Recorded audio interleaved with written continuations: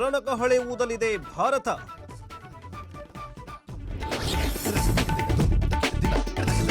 ಪಾಕ್ನ ಜೀವನಾಡಿ ಝೀಲಂ ನಿಲ್ಲಿಸಿದ ಭಾರತ. ನದಿಯಲ್ಲಿ ಜನ ನಡೆದುಕೊಂಡು ಹೋಗುವಷ್ಟು ನೀರು ಖಾಲಿ.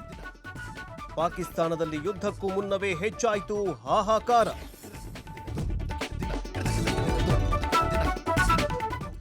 ಭಾರತದ ಪ್ರತಿಕಾರಕ್ಕೆ ರಷ್ಯಾ ಜಪಾನ್ ಬೆಂಬಲ. ನಾವು ಪಾಕಿಸ್ತಾನದ ಪರ ಎಂದ ಕುತಂತ್ರಿ ಚೀನಾ. ಇತ್ತ ಟರ್ಕಿಯಿಂದ ಇಂಡಿಯಾಗೆ ಮೋಸ.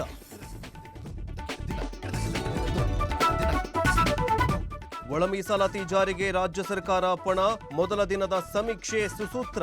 ಎಸ್ಸಿಗಳ ದತ್ತಾಂಶ ಸಂಗ್ರಹಕ್ಕೆ 3 ಹಂತಗಳಲ್ಲಿ ಸರ್ವೆ ಕಾರ್ಯ. ಕನ್ನಡಿಗರನ್ನ ಕೆಣಕಿ ಕಂಗಾಲಾದ ಸೋನು ನಿಗಮ್. ಕನ್ನಡದ ಸಿನಿಮಾ ರಂಗದಿಂದ ಬ್ಯಾನ್. ಕ್ಷಮಿಸು ಕರ್ನಾಟಕ ಅಂತ ಗಾಯಕ ಮನವಿ.